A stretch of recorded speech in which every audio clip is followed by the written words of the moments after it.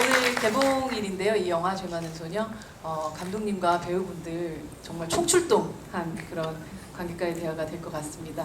여러분들도 질문 많이 또 준비해 주시면 오늘은 이렇게 좀 가까이 또 있으니까 이런저런 얘기 깊게 좀 나눠봤으면 좋겠습니다. 여러분들 큰 박수 주시면 배우분들 그리고 감독님 자리해 주시겠습니다. 박수 부탁드립니다.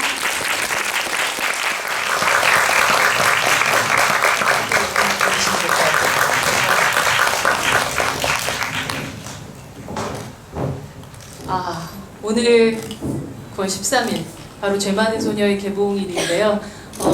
물론 뭐 그 전에 다른 여타 영화제를 통해서 관객분들 많이 만나셨겠지만, 그리고 또 그 사이에 또 인터뷰를 통해서 기자분들도 많이 만나셨겠지만, 이렇게 제대로 관객들을 또 만나는 또 개봉일을 앞둔 이 마음이라는 거 좀 남다르지 않을까라는 생각이 드는데요. 감독님부터 관객분들에게 인사 한 말씀과 오늘의 이 감격스러움을 전해주시기 바랍니다. 네, 처음 겪는 일이라서 몇 번 얘기했지만 학생의 자세로 열심히 배우고 있습니다. 찾아주셔서 너무 감사드리고요. 네, 감사드립니다. 네. 김우석 감독님이십니다.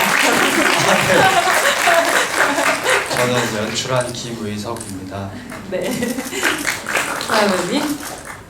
네, 저는 경민모 역할을 맡은 서영화라고 하고요. 여기서 여러분들 뵙게 돼서 너무 좋고요. 감사드립니다. 고맙습니다.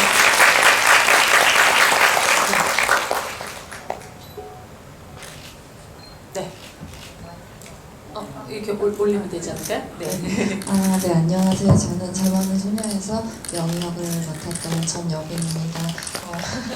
네, 오늘이 그토록 기다리던 개봉날이 되었는데요. 네, 와주셔서 감사합니다. 예, 극중의 김영사를 맡은 유재명입니다. 반갑습니다. 극장이 되게 이렇게 아담하고 너무 좋은 것 같아요. 시네큐브에 와보고 싶다는 생각만 하고 여기 걸린 영화들 되게 좋아하는 영화들 많았었는데 너무 좋은 것 같고, 개봉 첫날 이렇게 많이 와주셔서 너무 감사드리고요. 예, 저도 처음 겪는 일이 참 많은 때입니다. 근데 예, 개봉 와주셔서 너무 감사드립니다. 감사합니다. 네, 이동 배우님. 안녕하세요. 저는 다솜 역할을 맡은 배우 이봉입니다. 만나서 반갑습니다. 너무 좋은 극장에서 이렇게 개봉 첫날에 뵐 수 있어서 너무 기쁘고요. 귀한 발걸음 해주셔서 감사드립니다. 네, 박수 부탁드립니다. 제가 알기로는 2016년 이 계절 정도에, 그러니까 요맘때쯤에 오디션부터 시작을 해서 시작했던 영화로 알고 있어요. 한 2년 정도 정말 지났네요. 네, 맞습니다. 좀 길기도 긴 시간인데요. 요 조금 전에 했던 것 같아요. 오디션. 네. 사실 그 2년이라는 시간 동안 감독님 머릿속에 있었던 이 죄 많은 소녀라는 이야기가 결국 배우들을 통해서 정말 구체화되고 결국은 또 관객들을 만나게 됐잖아요. 감독님 처음에 머릿속으로 생각하셨던 그런 어떤 이 각각의 캐릭터들이 왜 이 배우들에게 각각 가장 적절한 선택이었었는지, 그 선택의 이유들을 조금 들어볼 수 있을까요? 네, 이게 너무 훌륭한 배우분들하고 작업을 했고 뭔가 좀 복 받았다는 느낌 들 정도로 계속. 복 받으셨더라고요. 네네. 그렇습니다. 네, 그래서 그러다 보니 이런 질문을 사실 많이 받게 됩니다. 네. 어떻게 오디션을 받고 어떻게 했는지. 근데 그거는 그냥 영화의 신이 점지해 주신 거라고 생각을 하고 있습니다. 정말 진짜 그냥 뭐 딱히 뭔가 말로 설명을 사실은 잘 해보려고 계속 노력하는데 잘 모르겠어요. 그냥 정말 뵙고 배우분들 다 뵙고 대화하고 하는데 촉이 왔어요. 이렇게 딱 느낌이 확실히 왔어요. 이분이 그 역할로서 이런 대사들을 했으면 내가 뭔가 벽을 보고 나 혼자 계속 읊었던 그 대사들을 읊어주시면 뭔가 좋겠다 이런 생각이 좀 많이 들어서 확신이 좀 있었죠. 예. 학생들 역 같은 경우는 오디션을 통해서 캐스팅을 했다고 들었고 이런 그 성인 배우분들은 다 성인이시긴 하지만 사실은 이제 이렇게 아름아름 소개도 받고 이렇게 만나셨다고 들었어요. 처음에 딱 아마 배우분들 두 분 이제 뭐 이조영 배우라든지 서영아 배우님은 이게 딱 시나리오를 봤었을 때 이게 그냥 호락호락하지 않은 그런 시나리오였을 것 같은데 각각의 역할들, 이 쉽지 않은 역할들을 어떻게 또 수락하시게 되셨는지 함께 하시게 되셨는지 좀 이야기를 들어볼 수 있을까요? 시나리오를 읽었고요. 그리고 재미있었어요. 그리고 제가 해야 될 역할이 경민모인데 딱히 큰 고민이 들지는 않았었던 것 같아요. 그냥 감각적으로 이해가 됐고 근데 그거를 구체적으로 표현을 할 때 분석을 한다거나 그러니까 어떻게 표현할지 고민을 하거나 그런 게 필요한 과정이 필요하잖아요. 작업을 그렇죠. 하다 네. 보면. 근데 경민모 같은 경우에는 그런 시간이 다른 캐릭터들에 비해서 많이 없었던 것 같아요. 그러니까 그게 물리적인 시간이 아니고 그냥 감각적으로 다 이해가 됐었어요. 그리고 제가 뭐 이해하지 못하는 부분은 감독님께 미팅을 할 때 질문을 했었었고 어떤 질문 하셨나요? 그 사람이 어떨까요? 이게 뭐 죄책감이 뭘까요? 뭐 그런 철학적인 질문들이었었던 것 같아요. 구체적으로 그 역할을 하는데 필요한 질문이 아니고 기능적인 질문이 아니고 그냥 일종의 뭐 대화? 친구랑 대화하듯이 근데 감독님은 나름 거기서 캐릭터를 만들고 계셨던 거고 저도 나름 캐릭터를 만들고 그러니까 그런 대화 속에서 각자 필요한 거를 수집을 하고 있었겠죠. 그러니까 그러니까 표면적인 이야기들은 대화인데 각자 자기 계산을 하는 거였었겠죠. 그리고 필요한 거는 그런 얘기들을 하면서 그 현장에 가서 그냥 본능적으로 연기를 했었었고 경민모 같은 경우에는 그랬을 때 감독님이 생각하시는 경민모에 대해서 설명을 하고 그러니까 그 디렉션을 주셨고 그러면 저는 또 그거를 생각을 하면서 또 연기를 하고 그런 식으로 현장에서 많이 경민모 같은 경우에는 이루어졌었던 것 같아요. 사전에 어떤 준비보다는. 네. 김영사님은 함께 처음 감독님이랑 만났던 날이 기억나세요? 예, 기억나죠. 처음 대본 읽었을 때 네. 이게 참 설명할 수 없는 어떤 좀 묘한 느낌이 있었어요. 이 작품이 영화가 될까? 그리고 이 작품 말하는 게 뭘까라는 것도 머릿속에서 계속 궁금해지고 아마 영화를 보셔서 아시겠지만 저는 작년 영화제 때 이 영화를 보고 나서 네. 계속 걸었어요. 머릿속에서 무언가가 떠오르는데 이걸 언어화시키기는 좀 저의 능력으로는 부족하고 계속해서 뭔가 이 영화가 주는 날카로운 어떤 느낌들이 그 묵묵하게 다가오는데 할 수 있는 게 이제 영화를 보고 나니까 어떤 그 피고기를 이겨내기 위해 찬바람이 쐬면서 스쳐 지나가는 어떤 신들 그다음에 이 이야기 말하는 것들을 해독을 하고 싶은데 네, 또 대본을 읽어서 해독했다고 생각했는데 결과물은 훨씬 더 강력하고 더 차갑고 또 어떤 뜨겁고 그래서 감독님과의 첫 미팅 때도 그랬던 것 같아요. 감독님 참 속을 알 수 없는 분 같은 느낌. 예. 현장에서도 다른 작품들과는 경험할 수 없는 또 독특한 또 스타일이 계셨어요. 그래서 그런 여러 가지 것들이 좀 놀라웠던 작업이었던 것 같아요. 결과적으로 영화도 너무 그렇게 나온 것 같아서 너무 좋은 것 같고요. 이제 뭐 영화도 끝나셔서 감독님 속도 좀 보여주시고 그렇게 됐다고 생각해요. 이 영화에 말씀하셨던 것처럼 이 놀라운 어떤 정말 굉장히 또 서늘하기까지 한 이런 것들을 또 책임져 준 데는 이 학생들을 연기했었던 죄 많은 소녀들 거의 제투성이 소녀들이죠.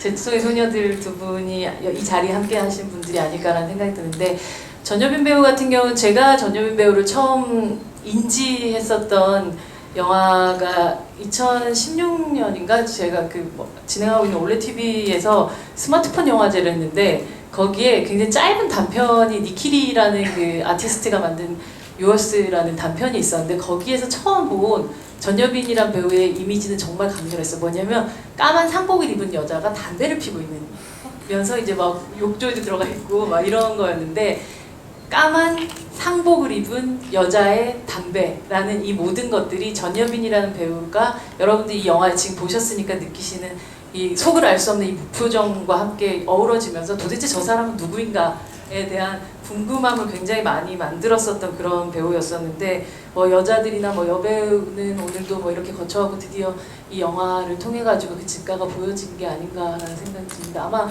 너무나도 많은 찬사들과 또 이 이야기들을 들었겠지만 실제로 이 영화는 뭐 진짜 아까 그 서영아 배우님께서는 그 본능적으로 그냥 딱 왔다고 하지만 이게 본능적으로 와도 과연 내가 이것을 견뎌낼 수 있을 만한 영화인가 아닌가에 대해서 처음에 들어갈 때 겁도 많이 나지 않았을까 싶기도 하거든요. 네, 사실 오디션 1차를 볼 때는 이 글의 무게를 파악할 수는 없었어요. 이 인물들을 다 열어놓고 이제 감독님 오디션을 봤었는데, 근데 그때는 그 성격을 알 수 있을 만한 아주 좀 중간 정도 길의 스크립트였거든요. 근데 그것만 봤을 때도 뭔가가 약간 사건이 있는 것 같은 기운이 돌았었어요. 2차 때 이제 비로소 책을 읽을 수 있었는데 사실 그때는 이 글을 쓴 사람이 왜 이런 글을 썼을지가 너무 궁금해지더라고요. 네. 궁금해졌고 감독님이랑 2차, 3차, 4차 이제 오디션을 거치면서 영희 역을 받았을 때는 무서움이 너무나 컸지만 감당하고 싶은 마음이 훨씬 컸어요. 그러니까 두려움도 너무 큰데 너무 감당하고 싶고 모자라도 막 질질 끌려가더라도 어떻게든 붙어있고 싶었던 마음이 더 컸어요. 이분 배우님께서 연기했었던 이 다솜이 같은 경우는 처음부터 끝까지 정말 이 사람의 속이 무엇인가, 얘의 진위가 무엇인가, 얘는 어디까지 진실이 있고 혹은 모든 것이 거짓일까, 이 아이의 도대체 마음속이 무엇일까가 너무 궁금한데 사실 이런 사람을 이해한다는 건 굉장히 어려운 일인 것 같아요. 근데 본인이 연기를 해야 되는 역할이라면 남들은 이해를 못해도 나는 스스로를 이해하고 이 작품에 들어갔어야 됐다고 생각을 하거든요. 본 배우님께서 이해한 이 다솜이라는 인물은 어떤 친구였었나요? 네. 저도 잘 모르겠습니다. 감독님한테 그래서 계속 질문 많이 하셨을 것 같아요. 네, 굉장히 날카로운 질문이신 것 같은데 제가 고민을 많이 했던 부분인데 저도 사실 연기하면서 이해 안 되는 장면 많았어요. 특히 제일 제가 연기하면서 힘들었던 장면을 질문하셨던 적이 있어요. GV 때. 그때 어떤 장면을 얘기했고 인터뷰할 때도 여쭤보셨는데 또 다른 장면을 제가 얘기하고 있는 거예요. 그런 거 그때 내가 왜 다르지? 그때마다 좀 생각할 때마다 다르더라고요. 근데 끝나고 계속 생각하면서 보니까 예를 들어서 어떤 장면은 촬영장 가기 전까지가 되게 힘들었던, 두려웠던 장면이 있고 어떤 장면은 촬영장에서가 연기하면서 카메라 앞에서가 진짜 힘들었고 어떤 장면은 다 끝나고 난 다음에 계속 생각나고 막 아쉽고 했던 장면이 있는데 그 촬영장에서 진짜 힘들었던 장면이 그 병원에서 네. 막 떠보고 막 이상한 네. 소문 막 전달하고 하는 장면이었거든요.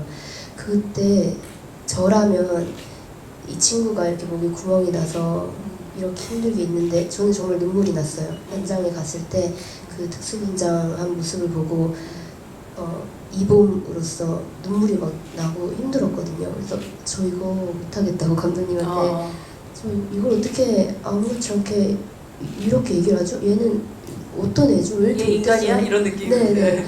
그렇게 하다가 마음을 다잡고 내가 살아야 하니까 다솜으로 돌아오면은 다솜이가 살아야 하니까 네, 막 잔머리를 쓰고 머리를 쓰고 막 어떻게든 계속 이해하려고 했었고 그렇게 연기를 했는데 오히려 그런 부분이 좋았던 것 같아요. 나중에 생각하면 다솜이가 극 중에서 하는 모든 행동에서 거의 모든 말에도 진실이었고 진짜 내 감정도 없고 그렇더라고요.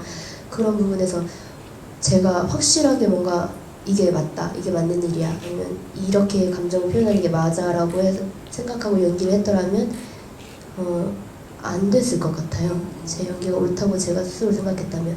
근데 계속 줄타기를 하고 있었거든요. 스스로 좀 힘들었지만 제가 연기 되게 못하는 것 같고 막 집에 가면 막 자책하고.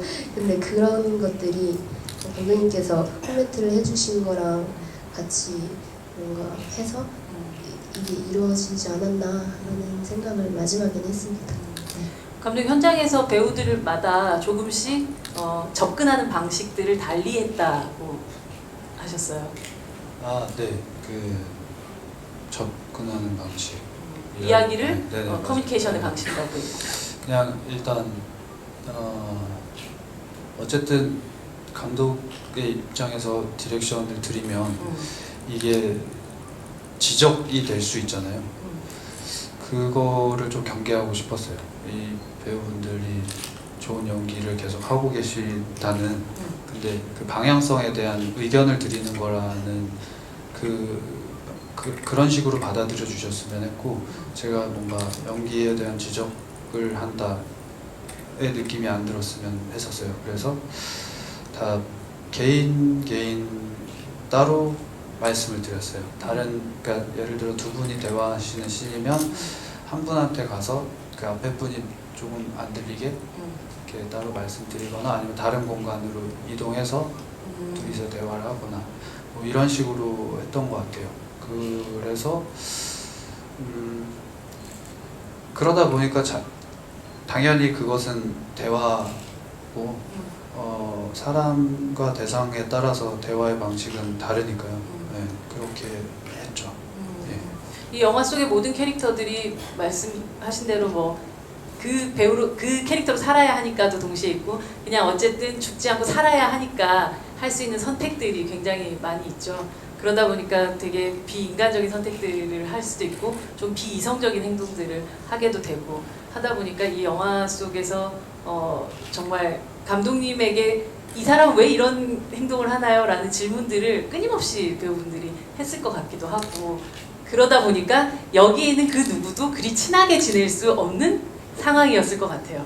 아까 이제 서화 배우님께서 저희 잠깐 대기하면서 그런 얘기도 했었지만 뺨을 때리는 장면 같은 경우도 있었고, 특히나 영희랑의 이 긴장감들을 어쨌든 유지하기 위해서 서로 어떤 부분에 거리감을 두어야 됐었던 그런 현장이었었던 거죠.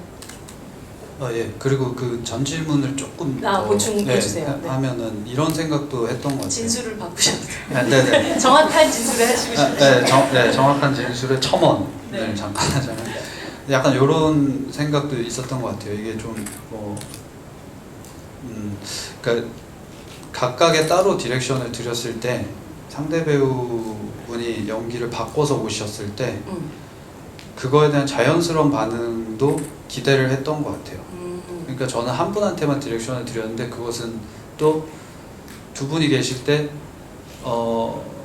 한 분한테 디렉션을 드리면 이분은 그거에 영향을 당연히 받으실 거야. 네, 그래서 어떤 분 한 분께 드려야지를 먼저 생각을 하고 가서 이제 말씀을 드리고 이것에 대한 거는 모르고 뭐 이런 경우들이 좀 많았던 것 같아요. 이제야 말할 수 있다 얘기해서. 네, 뭐 그렇다면 어떤 씬이 있었나요? 구체적으로. 네. 네. 대부분이 그랬나요? 네, 대부분이었고요. 네. 뭐 이를테면 그냥 얘기 듣다가 생각난 건데 그 다솜 그 장면도 네. 그 목구멍이 그런 거를 뭐 대기할 때 볼 수 있잖아요. 네. 근데 그것도 이제 안 보는 상황으로 못 보게. 네네.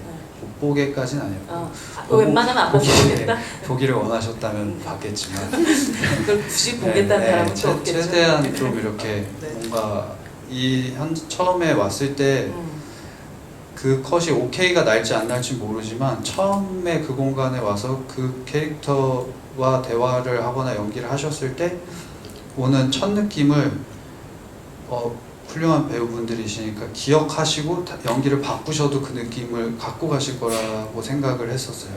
그래서 그런 식으로 좀 하려고 노력을 했던 것 같아요. 그게 좀 더 진짜의 모습이 나오지 않을까 뭐 이런 생각을 했던 것 같습니다. 포스터에 뭐 이렇게 많이 또 쓰기도 했던 장면인데 김영사가 이제 처음으로 영희랑 이야기를 나누던 그 장면이 굉장히 되게 저는 놀라운 순간이었던 것 같아요. 너네 뽀뽀했잖아 라는 말을 딱 한 이후부터의 영희의 표정의 변화 그리고 눈빛의 변화 같은 것들이 엄청 났었는데 그 순간은 이게 거의 고정된 방식으로 이 사람을 바라보고 있는데도 불구하고 두 가지 연기를 하고 있더라고요. 네. 그러니까 어떤 어른들 우리가 알려주고 싶지 않았던 어떤 비밀들을 기어코 캐내서 CCTV를 보고 나한테 들이미는 이 어른들에 대한 어떤 반항과 분노 같은 것들이 있다가 어느 순간 그 날로 돌아가는 듯하게 동공이 풀려버리는 느낌 같은 것도 받았었던 것 같아요. 그 장면을 찍을 때 앞에 섰다 유재명 배우님도 또 그걸 사실 그 가장 우리보다 먼저 목격했던 그 목격자였을 테니까 그 순간 그 장면에 대한 이야기 조금 들어봤으면 좋겠는데요. 두 분에게.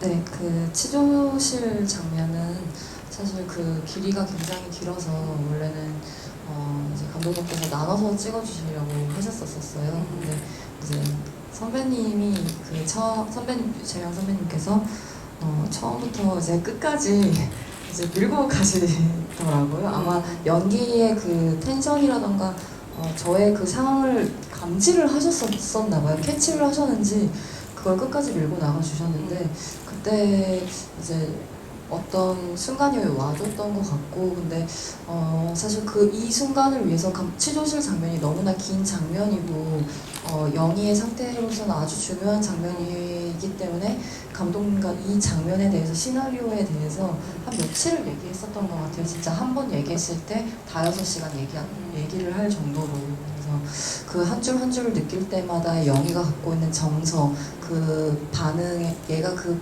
말 한마디를 할 때 이 어른을 향하는 어떤 생각이 담겨져 있는지 그런 것까지 다 공유가 된 상황이었었어요. 그래서 아까 이제 소장님께서 말씀해 주신 것처럼 그런 감정을 계속 내포했고 그 형사님이 주시는 반응에 따라서 그걸 더 확장해 나가려고 했었던 것 같아요.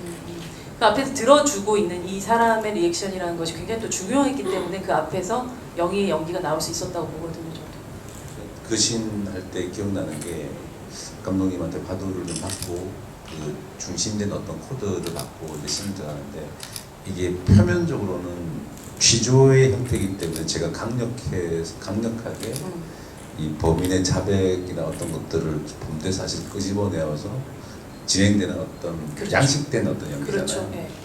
근데 이 양식된 연기 그 형사 제가 연기자로서는 형사를 했지만 어떤 것도 전형성을 두면 안 되겠다는 생각을 했었던 것 같아요.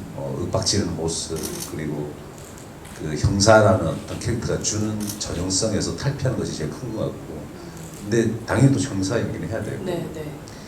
그 과정에서 이 작품이 주는 어떤 결이 있었던 것 같은데 실제와 이 허구가 왔다 갔다 하는 어떤 경계의 그 양식의 어떤 작품이라는 걸 좀 느꼈던 것 같아요. 그래서 저도 그런 것들을 배제하면서도 이 이야기가 주는 어떤 그런 텐션된 느낌을 끌고 가는 어떤 것이 목표였던 것 같아요. 근데 진행하다 보니까 어느 순간 그냥 스며를 들듯이 그 씬이 나왔고 지금도 기억나는 게 그 씬이 되게 힘든 씬이었는데 의외로 쉽게 오케이가 나고 끝났던 기억이 나요.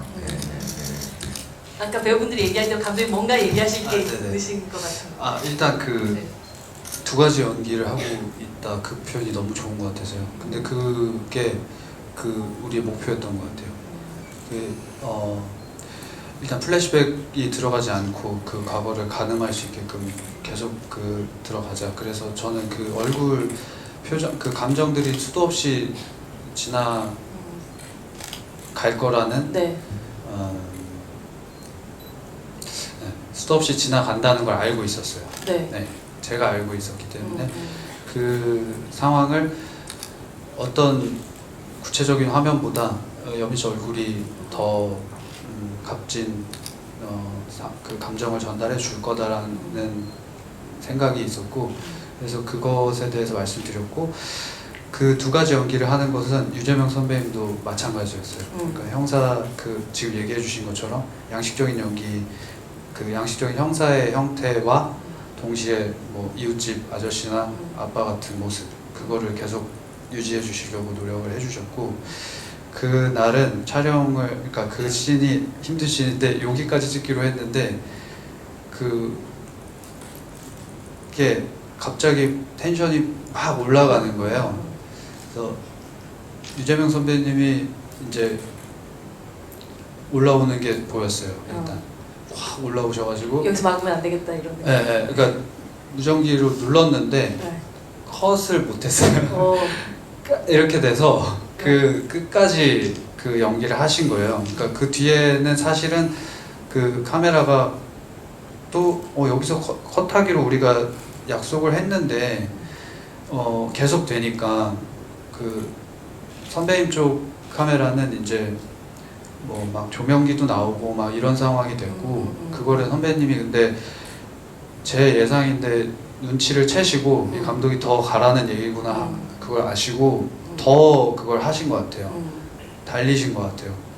그리고 이 화면에 내가 있는 이 화면에 이게 조명기나 이런 것이 걸릴 거다라는 것도 알고 계셨던 것 같아요. 그래서 지금 이 컷은 이제부터는 그 여빈 씨의 반응을 더 이렇게 하는 것이 그 목표구나라는 걸 감각적으로 아셨던 것 같아요. 그래서 그 정말 취조하듯이 이제 그 에너지가 올라왔고, 여빈 씨는 거기에서 막 그 예정되지 않은 상황이다 보니까 반응들이 더 리얼하게 올라오는 거예요. 그래서 그날은 이제 오케이 하고 컷을 했죠. 근데 그 컷은 쓰이지 않았어요, 사실. 반전이네요. 반전입니다. 근데 그게 너무 리얼해서. 저희는 담긴 게 그 네. 컷이라고 생각했어요. 근데 그 컷을 왜 다들 기억을 하냐면 그 장면, 그때가 정말 그 분위기가 뭔가 이상한 분위기가 있었어요. 전체 스텝이 느꼈던 이상한 분위기가 있었고, 그거를 기억하되 반복하지 않고 그 컷은 그 자체로 좋으니까 다음날 거기서 중지를 했고 다음날 다시 찍었어요. 한 번 더 찍었어요. 그 컷이 이제 그 느낌을 가지고 정리를 해주신 연기를 두 분이서 보여주셨고, 그것으로 이제 쓰였죠. 뭔가 블루레이가 나오면 그 컷을 보고 싶다는 생각이 드네요. 뭔가 되게 레어할 것 같은 느낌. 네. 약간 뭔가 더 거칠다 그러나? 이게 뭔가 더 에너지가 되게 리얼했었어요. 아무튼. 정말 궁금하네요. 그렇게 얘기하니까 그 씬을 보고 싶다는 생각 드는데, 경민이 어머니 같은 경우는 그냥 처음 등장하는 순간부터 뭔가 계속 뿜어내게 되죠. 토를 하고. 실제적으로 이 사람은 심리적인 어떤 상황의 스트레스가 몸으로 이렇게 다 드러나는 사람이라는 느낌을 받았었던 것 같아요.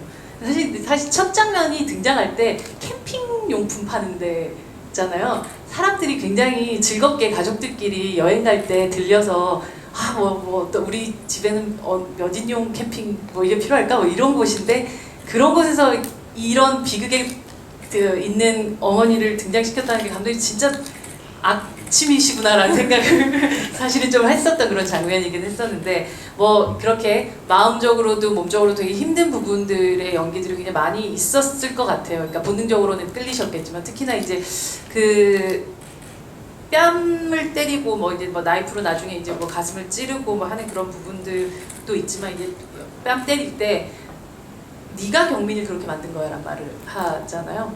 근데 그 말은 사실은 어머니 스스로가 자신에게 했던 말이지 않았을까라는 생각하면서 그 장면의 그 감정 상태에 대해서 어떻게 또 해석하시고 연기하셨는지가 좀 궁금합니다.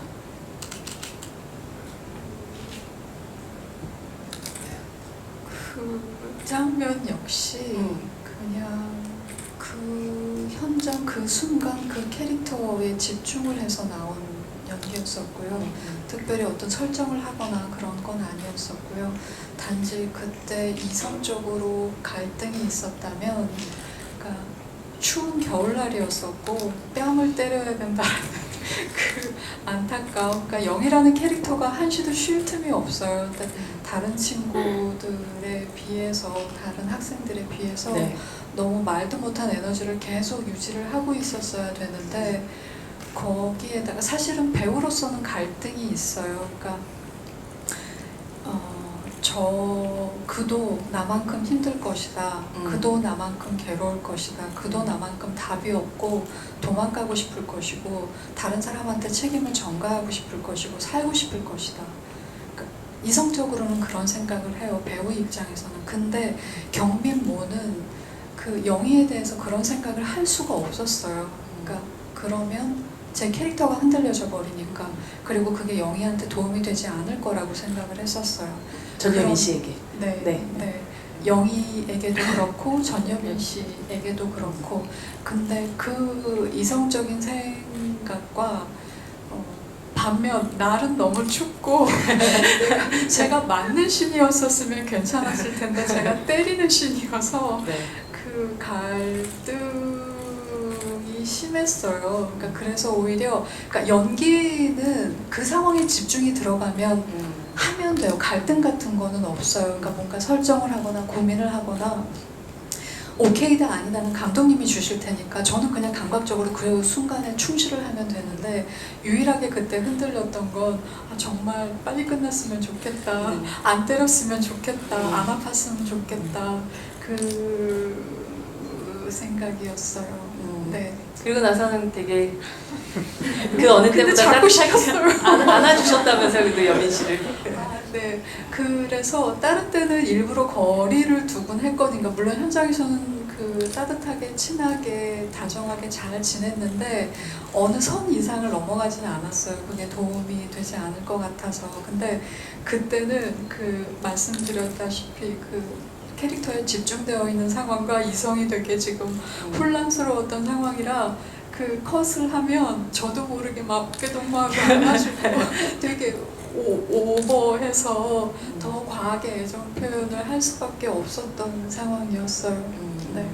이 영화에서 보면 화장실이 굉장히 좀 자주 나오는 편인데 남자들이 들어간 화장실은 거울이 없고 여자들은 항상 거울을 보고 무언가를 행동을 하게 되죠. 세수를 하면서 자기 얼굴 쳐다보기도 하고 뺨을 때리기도 하고, 여기는 봄씨 같은 경우는 얼굴을 스스로 자해하면서 그으면서 뭐 공갈을 다니죠, 거의 그 정도면 선생님을 어쨌든 모함하는 그런 행동을 하는데, 저 항상 궁금한 게 있는 게, 배우들이 대부분 카메라 앞에서 촬영을 하게 되면 자기의 모습이 비치지 않잖아요.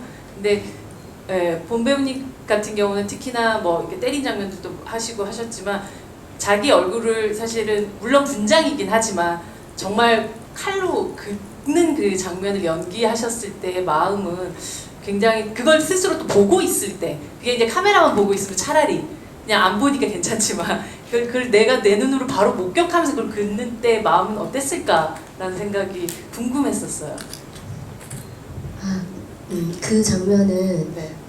오전에 딱 현장 가서 첫 씬이 아마 제가 맞는 장면이었죠. 아침부터 그냥 불러다 놓고 그냥 때리셨구나. 네, 그 맞는 장면을 하고 그리고 바로 그리고 이제 계속 다른 데이 씬을 찍다가 저는 저녁에 그 화장실 씬을 찍었어요, 그날.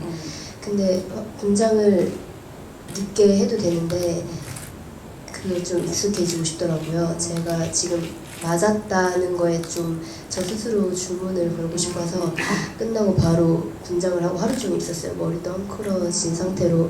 그리고 다른 배우님들 촬영하는 거 구경하다가 그때 들어갔는데 그 화장실 분위기 자체가 좀 으스스하고 그때 어둡고 밤이어서 착 가라앉은 분위기여서 뭔가 저라고 생각하고 이렇게 긁지 않고 다솜이라고 생각하고 최대한 집중을 하려고 했어요. 그게 다 이제 특수분장. 네네.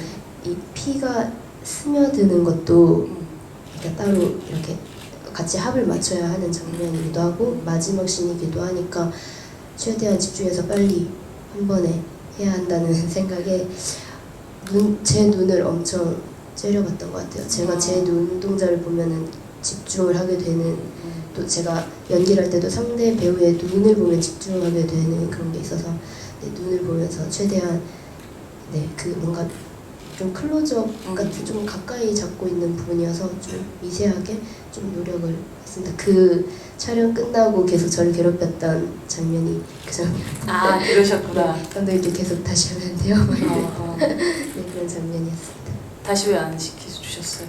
특수분장 다시 하는. 아유, 좋았어요. 아, 좋아서? 그것이 좋았어요. 저도 이제 죄송스럽고요.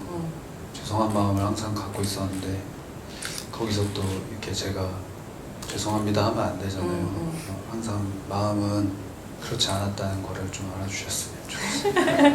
오늘 약간 속죄의 분위기. 강가의 그 사고 현장 뭐 이렇게 조사하는 그 현장을 걸어가면서 김영사가 그 되게 사소한 건데 그 후배 형사한테 그거 주워라고 하면서 가시잖아요. 근데 저건 약간 대본에 없었을 것 같은데 저 배우는 왜 저 때 저걸 가만 보지 못하고 죽으라고 시킬까? 저것에서 이제 이 김영사의 캐릭터들이라는 게 다 드러나 있는 건가? 라는 생각을 했었는데 그거 그냥 우연히 나온 어떤 애드립인가요? 아니면 감독님하고 얘기하셔서 저는 뭐 앞이라고 생각하지만 네. 드립이었는데 지금 생각해 보면 좀 그런 것들을 원했던 것 같아요.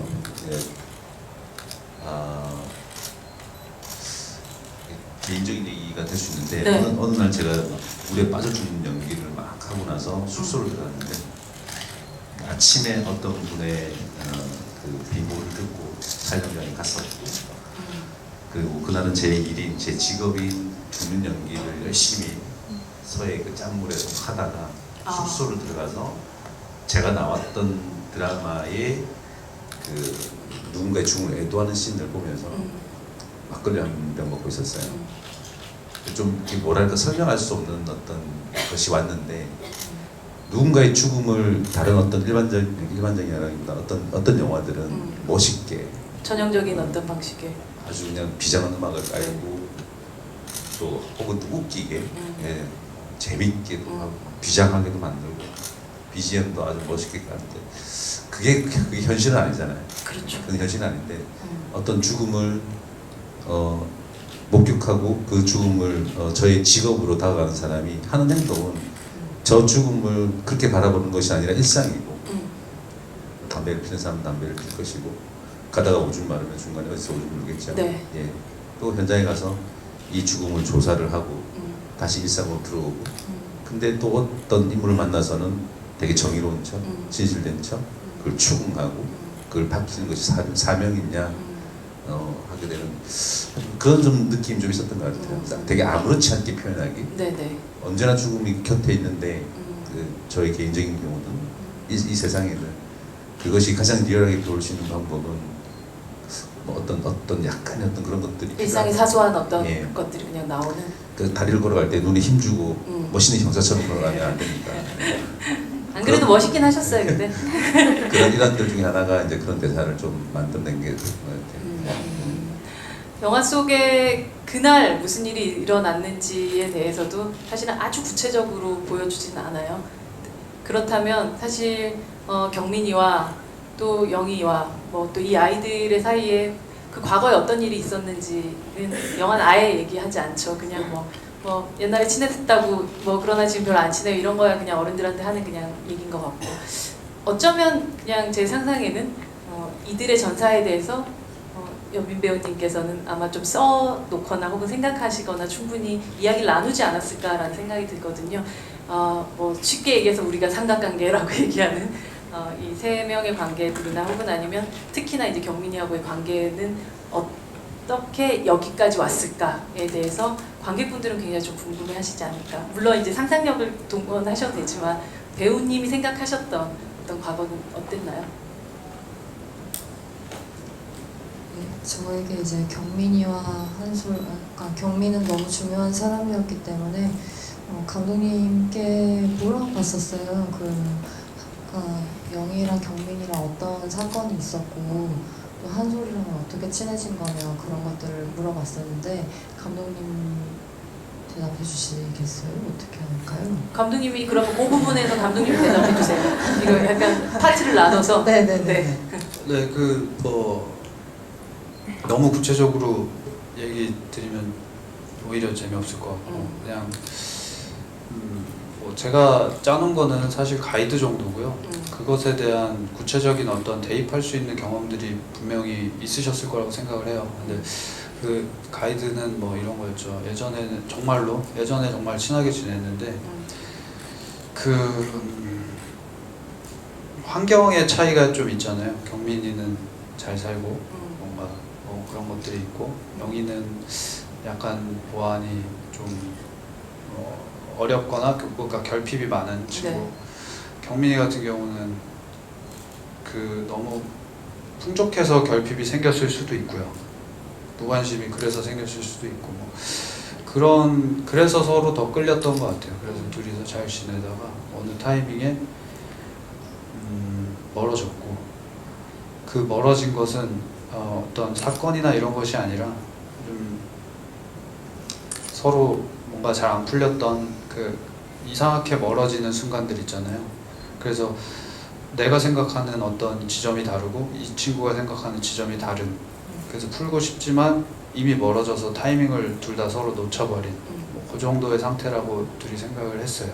그리고 이게 다 해결 되나요? 네. 네, 뭐 다 영화 보셨는데요, 뭐.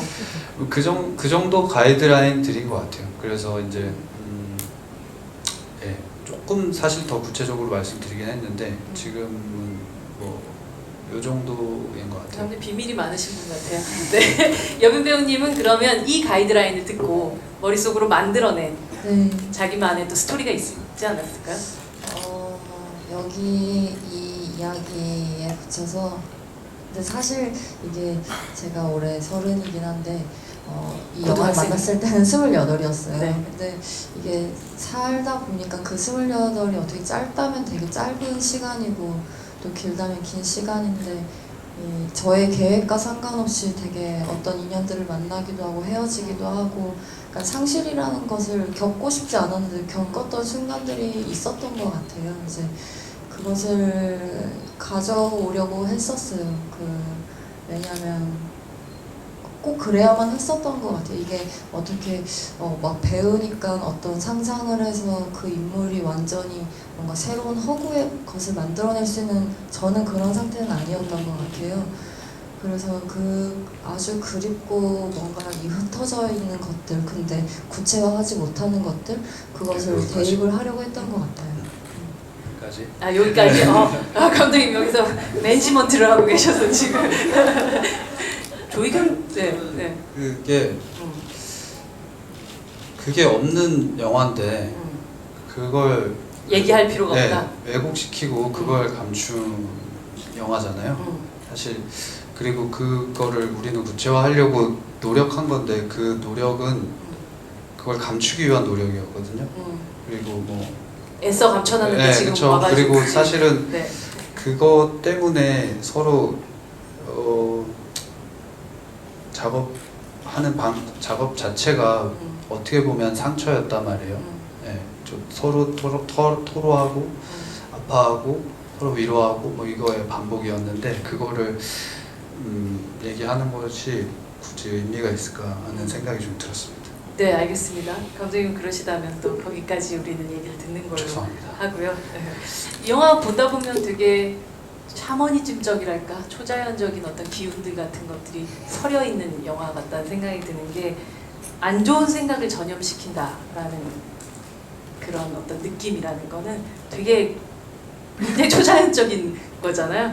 게다가 이제 할머니가 부른 무당이 와가지고 구슬하면서 또 빙의된 무당이 나 경민이 하는 그런 그 장면이라든지 이렇게 마치 죽은 경민이 영혼이 개별의 인물을 찾아가서 그 사람의 손을 빌어서 약간 복수라는 표현은 좀 그렇고요.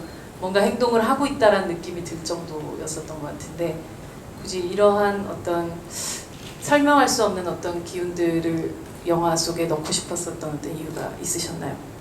네, 그 어떤 비슷한 맥락인데 그런 어떤 구체적인 그래서 마지막에 뭔가 그 경민이의 이유도 그렇고 뭔가 어떤 지금 이 영화에서 일어나는 사건들의 마지막에 방점을 찍은 사람은 없는 것 같아요. 모든 사건에서 모든 것이 이유가 될 수가 있고 모두가 대입해 보면 다 죄인이 될 수가 있는 상황을 구성하려고 했던 것 같아요. 그래서 그 알 수 없고 그 방향성이 없고 뭔가 그 마지막 결정적인 이유가 없고 생각보다 복잡한 상태를 경험하게 하는 영화를 만들고 싶어 했습니다. 네. 그래서 아까 그 얘기를 더 안 했으면 하는 것이 있었어요. 네. 그거는 도달할 수 없다라는 얘기를 하고 싶었어요. 네. 그렇게 뭔가 이유를 단정 짓고 뭔가 뭐 이런 것 그냥 뭐 관계에서도 그렇고 네. 그게 사실 이 뭔가를 설명하는 데 있어서 가장 빠른 수단이 되는 언어를 영희한테서 제거시킨 이유신 건가요? 그것은 설정이나 뭔가 이유라기보다 그거는 그냥 어떤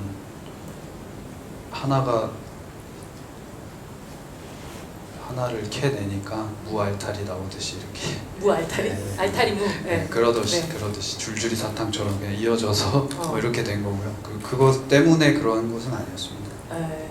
영희가 처음에 수화로 이제 얘기를 하던 그 순간에 거기 앞에 앉아 있는 친구라는 표현 참 그렇다. 같은 반에 있는 아이들과 이렇게 선생님 같은 경우는 무슨 말을 하고 있는지를 알고 있었나요? 네. 네. 알고- 시나리오에 시나리오에 나와 있었기 네, 때문에 알고 있었습니다. 알고 모른 척 알고 모른 연기를 척. 했습니다. 그게 그런 것들이 사실 또 그 조이금 봉투에 뭔가 이렇게 번진 듯한 그 말은 또 무엇이었을까 이런 것들도 사실 감독님 별로 얘기하고 싶지 않으신 네, 거죠. 그렇죠. 그 얘기도 알겠습니다. 그렇게 구성한 거죠. 알겠습니다. 네. 그리고 유서는 사실 2개예요. 네, 아시다시피 유서는 2개고 그 한 가지 유서는 더 중요할 것 같은 초반에 모두가 몰입했던 그 유서는 아예 보이지도 않는 거죠.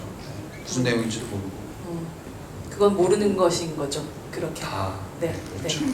영화에서 뭐 아시겠지만 음악 작업을 한 선우정아님께서 작업한 음악을 비롯해서 영화를 보다 보면 굉장히 신경을 거슬리게 하기도 하고 불안감을 조성하게 하는 그런 음악들이 계속 좀 등장을 하는데 특히나 영화가 이제 그러니까 거의 딱 끝나고 이제 영희가 어둠 속으로 사라진 이후에 나오는 이 소리, 약간 앰비언스 같은 이 소리가 뭔가 틱틱 하기도 하는 우리가 더 이상 뭔가를 볼 수는 없는데 소리만 계속해서 들리는 식인데요. 이 소리는 어떤 소리인가요? 그거는 선우정아 씨 아이디어인데요. 선우정아 음악 감독님의 아이디어였는데 네네. 그냥 그 감각적으로 얘기를 했는데 대강 뭐 그렇게 작은 제가 해석하기로는 뭔가 작은 소음 같은 것들이 모였다 흩어졌다 하는 그런 거를 그 음악 감독님의 머릿속에서 저는 이제 화면으로 만드는 사람이고 이 사람은 그거를 소리로 만들어내려고 노력했던 거죠. 네. 그랬던 것 같아요. 네. 되게 섬세하게 잘 봐주셔서 네. 네, 더 섬세하게 보셨을 관객분들과 또 얘기를 나눠보도록 하겠는데요. 선물이 있대요. 근데 선물 진짜 되게 특이한 선물이에요. 풍선과 테이프를 준비했다고 합니다. 그럼 주사바늘도 주셔야 되는 거 아닙니까? 이렇게 되면 사실은. 풍선과 테이프? 네, 그러시다고 하시던데요. 그쵸? 네. 네, 풍선과 테이프. 진짜 약간 그 장면은 정말 기괴한 장면이었어요. 그러면서 동시에 되게 시원할 것 같은 느낌이 들기도 했었던 그런 장면이기도 했었는데 여러분 질문 부탁드립니다. 오늘은 또 이렇게 함께 하시는 분들이 많으니까 제가 선택하는 것보다 감독님부터 해서 쭉 돌아가시면서 관객분들 한 분 한 분 기회를 좀 주십시오. 저만 악역을 시킬 수는 없잖아요.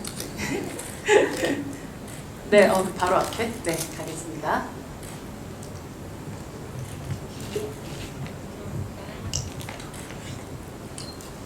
네, 오늘 개봉날 같이 할 수 있어서 너무 좋고 와주셔서 감사합니다.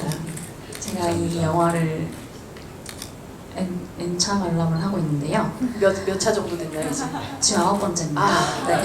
브라보십니다 진짜. 그래서 사실 네. 네. 이미 알고 계셨군요.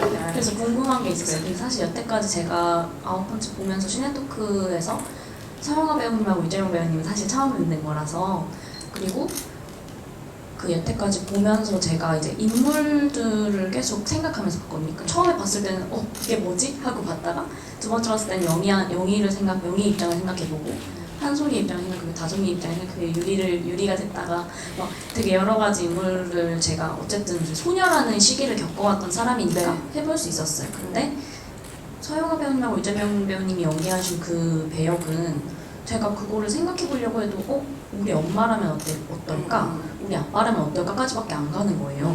근데 생각해보면 감독님도 사실 어떻게 보면 생각이 그쵸. 네, 그 세월의 무게가 사실 그 켜켜이 쌓여있는 어떤 그런 무게감들을 다 느끼지 못하셨을 것 같은데, 그래서 배우님들 나름대로 이렇게 준비하신 부분이 있을 것 같은데 그걸 어떻게 하셨는지 궁금하고요. 그리고 한 개 더 있는데 네.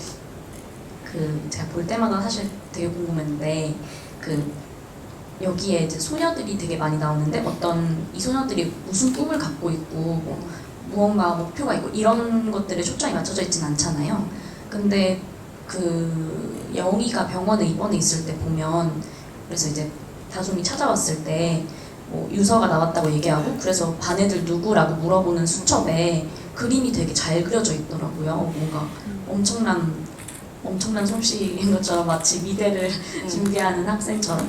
그리고 이제 한솔이가 자기의 얘기를 고백하러 올 때도 뭔가 그림을 그리고 있거나 낙서를 하고 있는 듯한 모습이고, 그래서 그런 것들에 대한 캐릭터 전사가 따로 있으셨는지가 궁금합니다.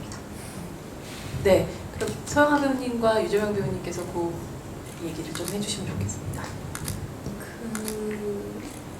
다른 작품에서 만약에 엄마였다면, 자식을 잃은 엄마였다면 저희 작품처럼 접근하지는 않았을 것 같아요. 근데 그 시나리오를 읽고 그 감각적으로 이해했다라는 그 지점도 같은 맥락인데, 그리고 감독님이랑 미팅을 하면서 캐릭터나 작품에 대해서 얘기를 한 이후에 나온 답도 그랬었고, 현장에서 연기하면서도 그랬었던 거고, 제가 아이 엄마라기보다는 그러니까 경민에 대해서, 그러니까 물론 그 씬에서 필요한 자식에 대한 절절함은 있지만 그거보다 먼저 제가 먼저였었어요. 내가 영희와 다르지 않고, 내가 형사와 다르지 않고, 내가 다솜과 다르지 않다라고 생각을 했었어요. 그러니까 내가 어른인데 어른이 아니라고 생각을 했었어요. 어른이라면, 아이 엄마라면 다른 선택을 하고 다른 표현을 하고 다른 아픔을 표현했을 것 같은데, 이 시나리오의 경민모는 그러지 않았었거든요. 그러니까 그래서 제 개인을 먼저 생각을 했었고, 내가 살고자 했었고, 저 사람의 탓을 하지 않으면 내 탓이 돼버려요. 그러면 나는 살 수가 없어요. 견딜 수가 없어요. 그냥 무너져요. 근데 어쨌든 작품이 끝날 때까지 나는 지탱을 해야 되거든요. 그러니까 다른 사람 탓을 하죠. 그게 영희일 수도 있고, 형사에 대한 원망일 수도 있고, 그 아이를 찾는 뭐 구조 환경이라든가 뭐 학교라든가 선생님이라든가 매 순간 다른 사람한테 그 화살을 돌리고, 그래서 견뎠었던 것 같아요. 내 분량이 끝날 때까지. 그래서 질문에 대한 답이 될지는 모르겠지만 어쨌든 엄마는 아니었어요. 그냥 저였어요. 대답이 됐을지 모르겠습니다. 네. 유재명 배우님. 저도 선배님 말씀에 되게 공감하고요. 언젠가부터 어떤 영화나 드라마가 강한 작품에서는 악역, 뭐 선한역, 조력자, 뭐 코믹 캐릭터 되게 이제 구분하고 획을 그어서 인물의 군상들을 전용화시키는 것이 익숙해졌고, 또 저도 저희 그런 익숙함에 되게 많이 빠져 있는 것 같은데, 그 김영사가 아까 나왔던 그 지조신을 끝나오면서 경사소를 복귀를 해서 점심을 먹다가 담배를 한 대 피러 벤치에 나왔는데, 그 씬을 어떻게 그 지난 시간을 이 김영사는 어떻게 생각을 할까? 혹시나 그 씬을 되게 미안해할까? 혹은 걔 나쁜 애네 라고 단정 지을까? 아니면 자기가 너무 과하진 않았나 반성을 할까? 그건 모르는 거잖아요. 그건 아무도 모르는 거잖아요. 그리고 뭐 술을 먹다가 혹시 반성의 눈물을 흘릴 수도 있는 거고. 김영사라고 그러지 말라고는 없으니까. 내가 나이가 들어서 늙어가는구나. 아, 나도 꼰대가 돼가는구나. 내가 걔한테 왜 그렇게 심하게 했을까? 뭐 술 먹고 울 수도 있는 거잖아요. 그러니까 이 작품의 어떤 결이 그런 것 같아요. 정해지지 않는 것 같아요. 이게 선한 것과 악한 것과 나쁜 것과 좋은 것이 공존하고 있고 이게 묘하게 이상하게 흘러가면서 그것들이 이 스크린 밖으로 튀어나오면서 나에게 떠들어주는 어떤 것들이 교감하는 것들이 이 영화의 어떤 큰 매력 같은데 저도 역시 그런 부분 되게 중요시했던 것 같아요. 그래서 알게 모르게 뭐 선한 미소를 지으려고도 하지 않았고 너무 강력하게 악한 모습을 드러내서 형사 캐릭터를 만들려고 하지 않았던 그런 것들이 되게 재밌었고 또 즐거운 작업이었던 것 같아요. 정해진 답이 없는 그것들. 네. 그 그림은 일단 뭐 시나리오를 쓸 때 되게 지지부진했어요. 시나리오가 빨리 쓰는 스타일이 아니어서 되게 오래 썼는데 그 오래 쓰는 동안 얼마나 쓰셨어요? 총 2년 썼는데 근데 되게 그래도 성실하게 2년을 보낸 것 같아요. 매일매일 열심히 책상에 앉아서 썼는데 그래서 지지부진하다 보니까 이 캐릭터를 상상하고 이렇게 뭐 마주할 시간이 되게 길었어요. 그러다 보니까 그런 그 외부의 것들 뭐 보면 좋고 아니면 말고 이런 거 있잖아요. 찍을 때. 근데 보셨네요. 그런 것들을 많이 구상을 했죠. 근데 이제 그거는 이렇게 생각을 했던 것 같아요. 이거는 학교에서 지향하는 사회에서 목표를 정해주거나 교육하고 해서 그 교육된 목표가 있고 그 외부의 잉여 재능 같은 거라고 생각했어요. 그거에 반발심일 수도 있고 뭐 도태됐을 수도 있고 그래서 그림 그리거나 뭐 이런 시간들이 많았을 거라고 생각을 했고 그게 자연스럽게 되게 잘 그려진. 그래서 영희는 혼자 뭘 하나 했을 때 그 노트를 미술팀하고 엄청 고민을 했었는데 그게 미술감독 동생의 진짜 노트예요. 그래서 그거를 제가 우연히 봤는데 이게 너무 좋아서 이거가 딱 되면 될 것 같다고 그래서 가져왔는데 그거를 몇 개를 만들어 왔었어요, 미술감독이. 근데 그 느낌이 안 나더라고요. 그래서 그냥 그 동생이 쓰는 노트를 가지고 와서 그렇죠. 아마 아직도 그 동생은 그 노트를 애들 누구 그렇습니다. 네, 다음 질문으로 가도록 하겠습니다. 서영아 배우님께서 한 분만. 네. 감독님한테만 제가 알려줄 줄 알았어요? 네, 손 그렇죠. 드셨을 때 네. 제일 먼저 보이셨군요. 제 네. 눈에 띄어서 네. 네. 안녕하세요. 영화 정말 재밌게 봤습니다. 그 감독님께 드릴 정말 간단한 질문 하나만 해도 그 영화상에서 그 클럽 FF에서 그 콘서트 하는 장면이 직접적으로 나오는 플래시백 장면이 있다 나오잖아요. 거기서 화면 오른쪽에 루리드 사진이 프린트된 천이 하나 딱 걸려 있었거든요. 거기서 감독님께서 어떤 의도를 가지고 그거를 배치해 놓으신 건지 아니면 루리드를 좋아해서 걸어놓으신 건지. 죄송합니다. 아닙니다. 진짜 예리하시네요. FF도 아시고 아무튼 요즘 죄송합니다. 관객들이 네. 이렇습니다. 감독님 데뷔 감독님이십니다. 그것은 아니었습니다. 근데 그 공간 자체를 대여하고 뭔가 그 세팅하고. 그 시간이 흘러갈수록 대여비가 올라가고 이거 신경 쓰느라 네. 뭔가 세팅하고 뭘 할 수는 없었어요. 죄송합니다. 굉장히 날카롭게 또 봐주셨네요. 네. 다음 질문은 아시겠죠, 여비님?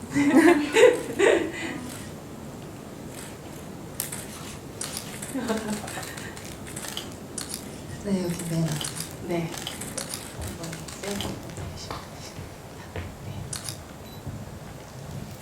안녕하세요. 안녕하세요. 영화 너무 즐겁게 잘 봤습니다. 즐겁게? 제가 제일 궁금했던 장면은 거의 마지막쯤 가서 경민모와 그 전여빈 배우님이 연기하신 영희와 이렇게 함께 같이 식사를 하는 장면에서 마지막에 그 영희가 뭔가 내일 내가 죽으면은 어떻게 될 것인지 보라는 이야기를 하고 또 거기에 반응으로 이렇게 칼을 찌르는 그 부분이 항상 영희는 어떤 생각을 가지고 저런 이야기를 한 걸까? 그리고 저 경민모라는 캐릭터는 어떤 생각을 가지고 칼을 집어들어서 자기를 찌른다는 그 행동으로 나타나게 된 걸까가 정말 계속 볼 때마다 그게 다르게 느껴지더라고요. 그래서 어떤 생각과 감정을 가지고 연기하신지 정말 궁금합니다. 볼 때마다라 하면 여기도 엔차? 네. 네. 그 장면 얘기 좀 들어볼까요? 네. 저는 그 영희의 감정이 있으니까 전 몰라요. 저는 영희가 장례식에서 했던 행동과 같은 행동이라고 생각을 했었어요. 그리고 그냥 네 그랬어요. 거기 그랬습니다. 여빈 배우님.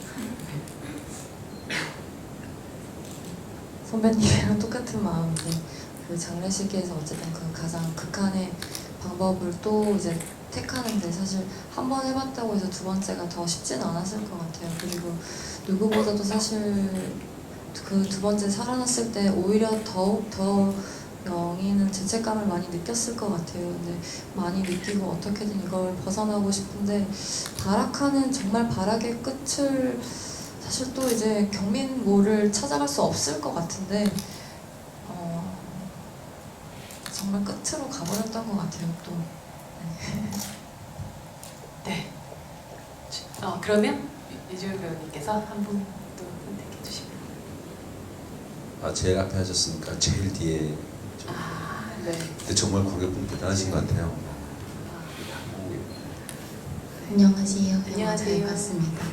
전 궁금한 게 영희를 보면서 약간 예수님이 생각이 났는데 혹시 성경에서 모티브를 얻으신 것인지 궁금했습니다. 감독님한테 먼저 들어볼까요? 네. 뭐 이거는 많이 얘기를 했는데 사실 너무 깊게 얘기해서 해석의 여지를 좁히게 될까봐.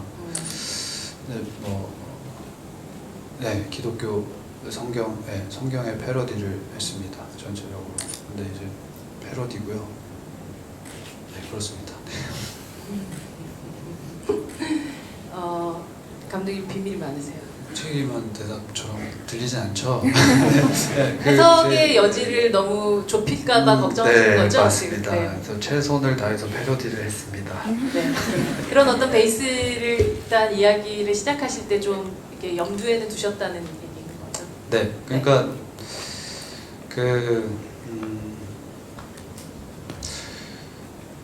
그렇다고 해서 진짜로 뭐 영희가 예수는 아니고요. 전반부는 어떤 주변 사람으로서 군중으로서 이 사건을 대하고 있다가 후반부에서 그 경민이 빠져버린 그 비어있는 자리 안으로 영희가 들어가게 되고 희생양이었는데 그 희생양이 살아 돌아오면서 어떤 감정이 있을 거라고 생각을 했어요. 그러니까 진짜 성인이 아니니까 어떤 복수심이나 분노, 환멸 뭐 이런 것들이 있을 거라고 생각을 했어요. 그게 다시 패러디를 해서 집어넣으면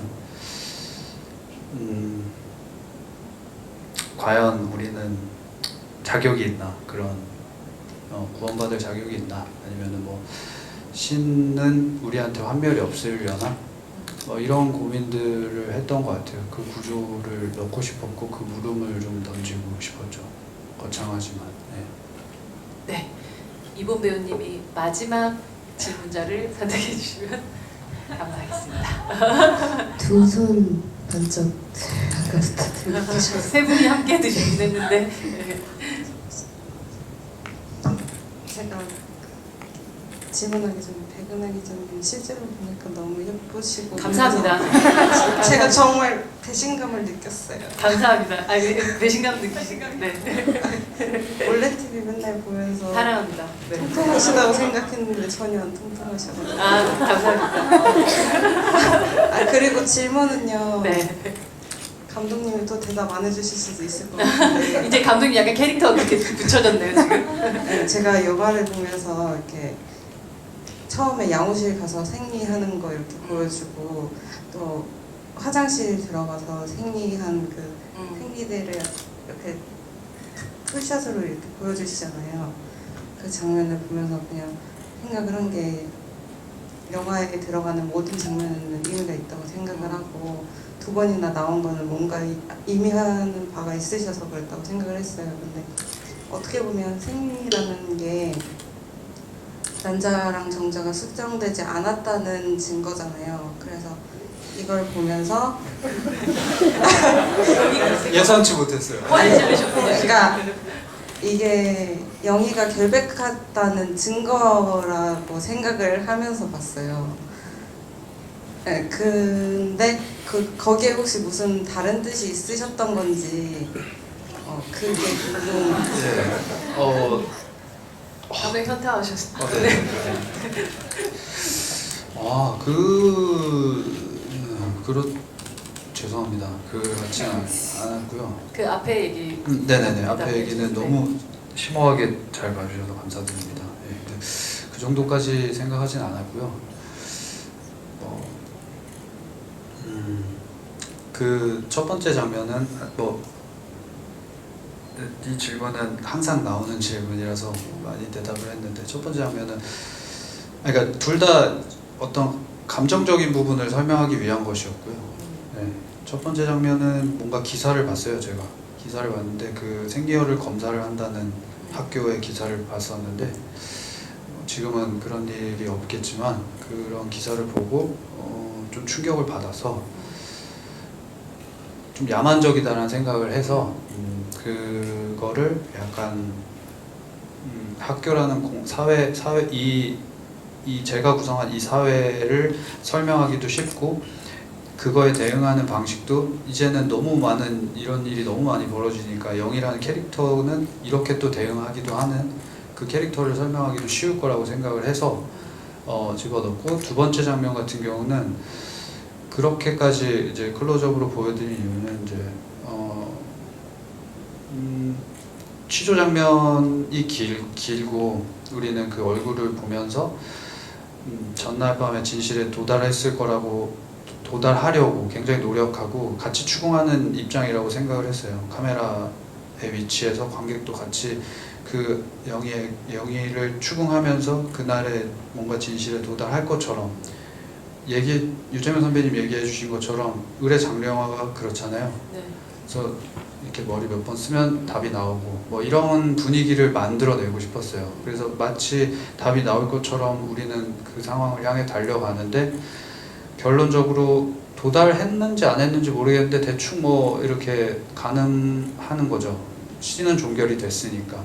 근데 바로 그 다음 씬이 이제 이 아이가 혼자 그렇게 하는 장면인데 그 장면을 바로 그렇게 붙임으로써 우리는 하나도 모르고 있구나 이걸 충격을 주고 싶었어요. 특히나 이제 제가 남자이기 때문에 남자들이 충격받을 거라는 생각을 했고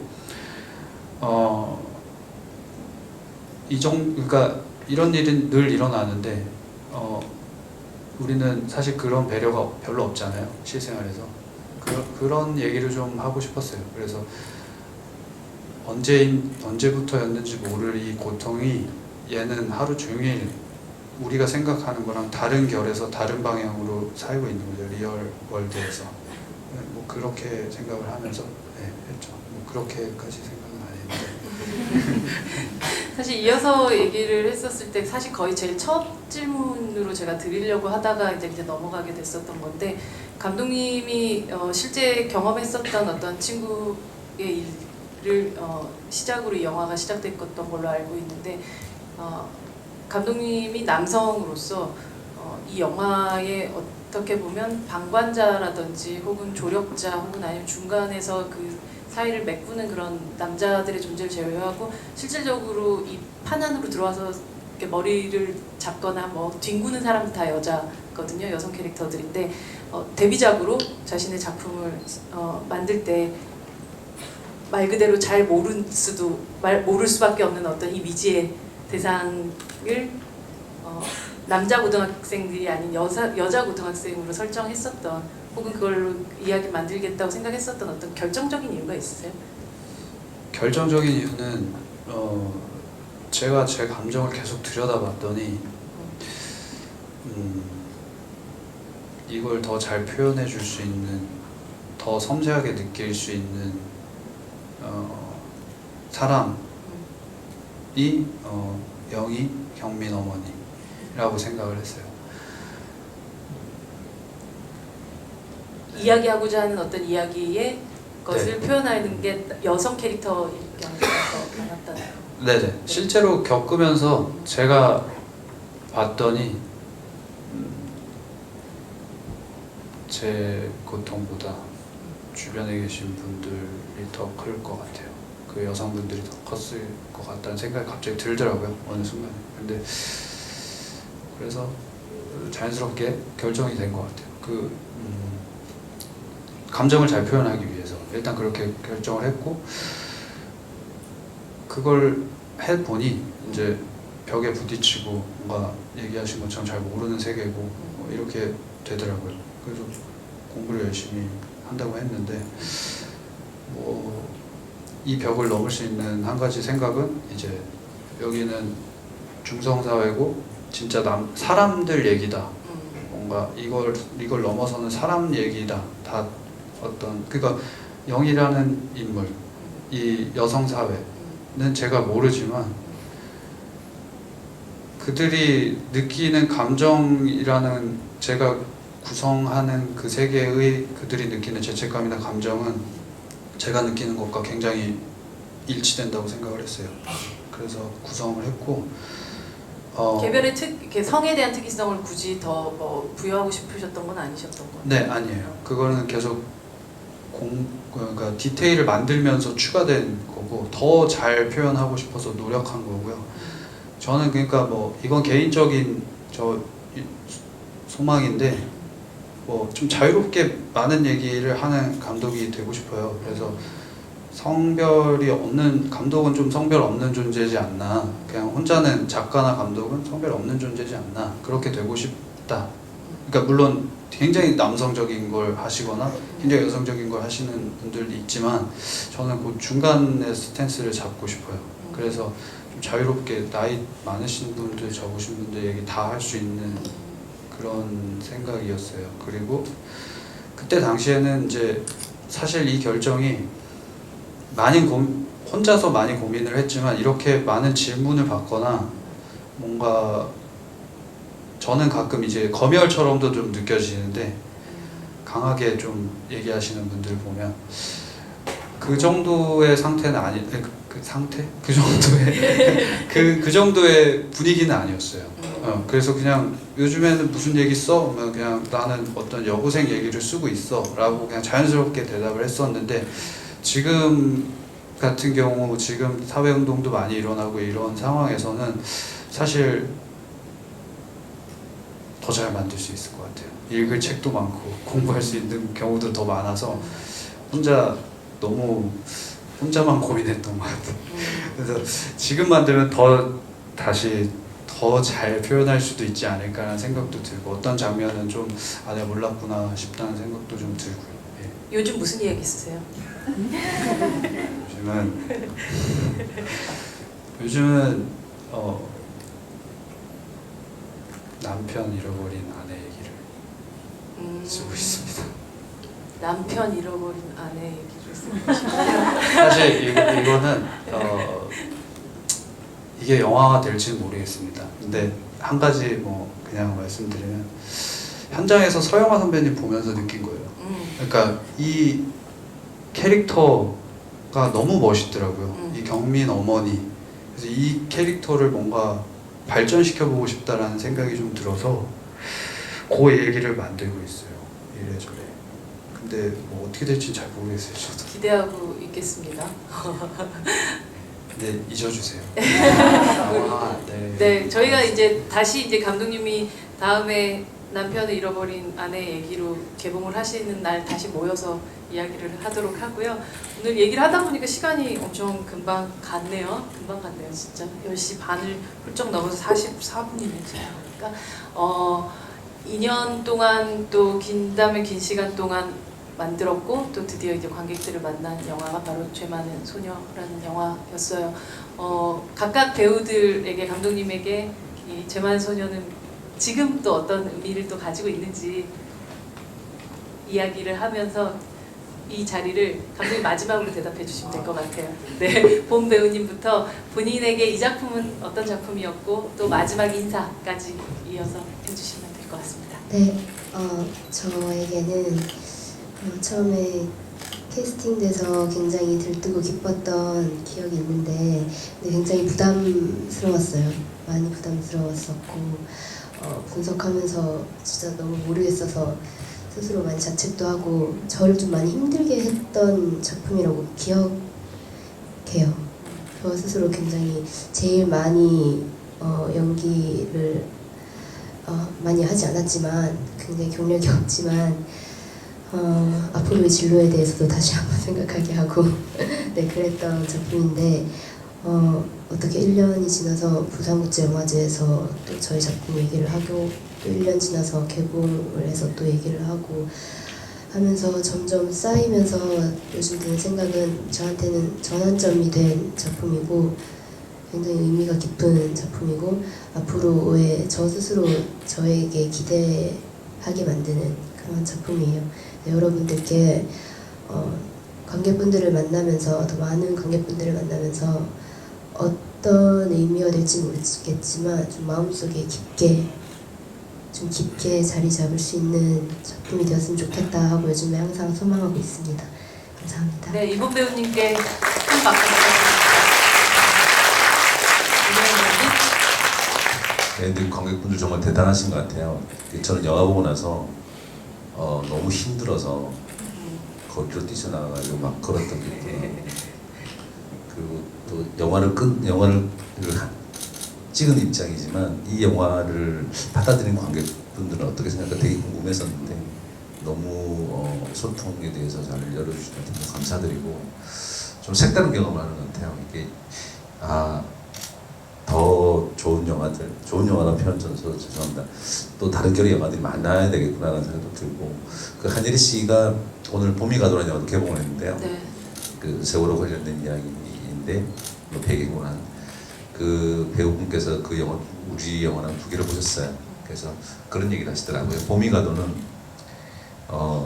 다 자기 책임이라고 이야기를 하는 것 같다. 인물들이 어떤 것들이 다 내 책임이다. 그래서 그 죄의식에 사로잡혀서 일상으로 잘 이렇게 돌아오지 못하는 분들의 이야기를 보는 것 같았고 죄 많은 소녀는 다 남 탓을 다 저 사람들이 자기 잘못이 아니라 하는 영화인 것 같다. 근데 되게 단순한 말인데 우리 사회의 어떤 한 부분을 콕 찌르는 전국을 찌르는 말 같아요. 그러니까 나쁜 사람 뭐 좋은 사람 이런 어떤 것들이 아니라 내가 살아가는 방식은 어떤 방식인지 그러니까 지금 우리 얘기를 하면서 제가 계속해서 그냥 어떤 생각이 드냐면 그 교장 선생님이 입이 떠올라요. 그리고 제 입도 떠오르고 무심하는 인물들의 입들이 떠오르는 것 같아요. 그러니까 이 입들이 그냥 슥슥 스쳐지는 이상경험했는데 정말 이 말이라는 것이 무서운 것 같다는 생각도 들고 그리고 영화 한 편이 세상에 나와서 자리매김하는 것들은 되게 신비로운 거라고 알고 있었는데 또 신비로운 경험을 한 것 같습니다. 너무 감사드리고요. 예, 조심히 잘 돌아가시기를. 예.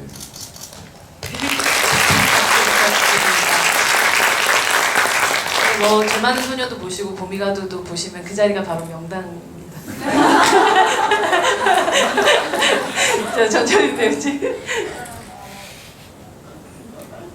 이제 앞서서 두 분의 말씀 들으니까 또 같이 뭔가 감정이 또 이렇게 풍요로워지는 것 같은데 이번 영화를 만나면서 사실은 배우라는 일을 너무 하고 싶었고 잡고 싶었는데 사실 배우라는 거 이전에 저는 사람들을 만난 것 같아요. 일단은 영화라는 글을 쓰는 사람들, 세상의 이야기를 하고 싶고 그 이야기에 너무나 함께하고 싶은 뜨거운 사람들을 만났어요. 다시는 없을 기회처럼 느껴졌어요. 그 상황도 그랬고 사실 지금 이 자리, 오늘이 개봉 첫날인데도 불구하고 이게 배웅을 하는 느낌인 것 같아요. 이제 보내주는 느낌인 것 같아요. 사실 이래야 관객님들을 비로소 만나야 우리의 영화는 진짜로 이제 걸어가는 걸 텐데 그런 기분이 들어서 오늘 여기 와주신 관객님들이 너무 소중하고 또 선배님 그리고 동료님 그리고 감독님 그리고 우리 소장님까지 여기 또 배급팀 또 다 또 와주셔서 이제 도와주시고 계시거든요. 그래서 감사한 마음이 너무 커요, 사실. 조 감독님. 조 감독님. 조 감독님 모든 팩트를 체크해주고 계십니다. 네, 저희 너무너무 고생 많으셨던 우리 원규 조 감독님. 네, 너무 감사하고요. 잠깐 일어나서 박수 한번 네, 해주세요. 너무.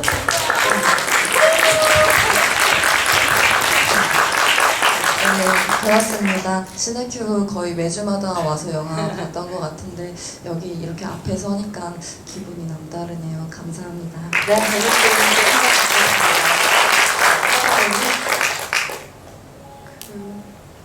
영화 보시고 함께 자리해 주시고 열심히 들어주시고 말씀해 주셔서 일단 감사하다는 인사 먼저 드리고 싶고요. 그리고 개인적으로는 만약에 이 작품이 주인공만 있는 영화였으면 가치 판단을 하거나 옳고 그름을 따지거나 그랬을 것 같아요. 근데 제가 이 작품이 좋았었던 건 모든 인물이 다 보였고 그 인물이 안쓰러워서 모두 남 탓을 하고 있지만 다른 작품이었으면 욕을 했을 것 같은데 이 작품의 인물들은 욕을 할 수가 없었어요. 그래서 오히려 더 마음 아프고 안아주고 싶은 그런 마음이었었고요. 그리고 이런 작품에 출연할 수 있어서 겁나 좋고 잘 못하는 말이지만 감독님께 감사하다는 인사를 드리고 싶습니다. 고맙습니다.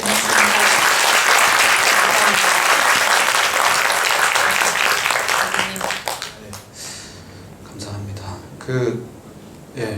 그게 목표였어요. 이어서 얘기하자면 사실은 그러니까 주인공이 없는 영화를 만들고 싶었어요.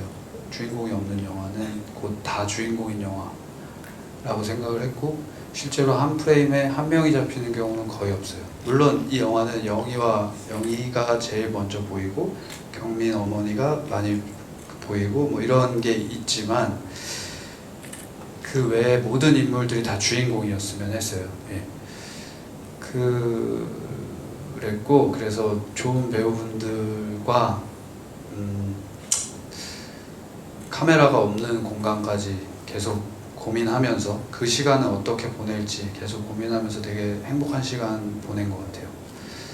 그리고 개인적인 바람은 이게 뭐 개봉을 하고 하는데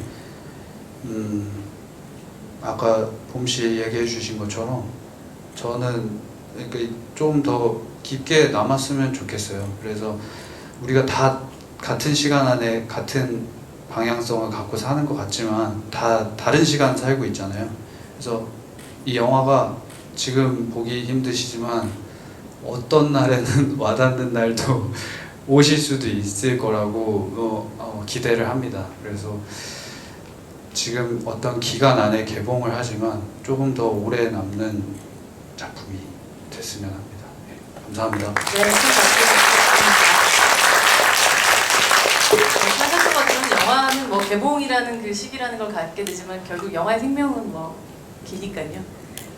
보다 보면 어느 순간 각각의 캐릭터에 다른 방식으로 이입하게 되는 시기가 인생마다 또 닥쳐오지 않을까라는 생각이 드는데 뭐 아주 희망적인 영화가 아닐 수도 있겠지만 이렇게 어떤 모든 인물들의 밑바닥을 보고 났을 때 비로소 만들어지는 희망이라는 것들도 분명히 존재하지 않을까라는 생각 듭니다. 오늘 약간 또 개봉날과 함께 또 이렇게 오랫동안 많이 N차로 이렇게 봐주시는 아주 충성도 높은 관객들과 함께 또 해서 그런지 되게 개봉 파티하는 느낌이었어요. 저는 마음은. 네, 그래서 여러분들만 이 즐거움 가지지 말고 좋은 건 나눠야죠. 네, 많은 분들 함께 볼 수 있도록 또 이야기도 하면서 더욱더 이 죄 많은 소녀의 관객 수를 또 늘릴 수 있는데 도움을 주시는 SNS 뭐 이런 거 다 아시죠? 네. 저희 오늘 저희 함께 인사하고 이 자리 마감하도록 하겠습니다. 네, 여러분 너무너무 감사합니다.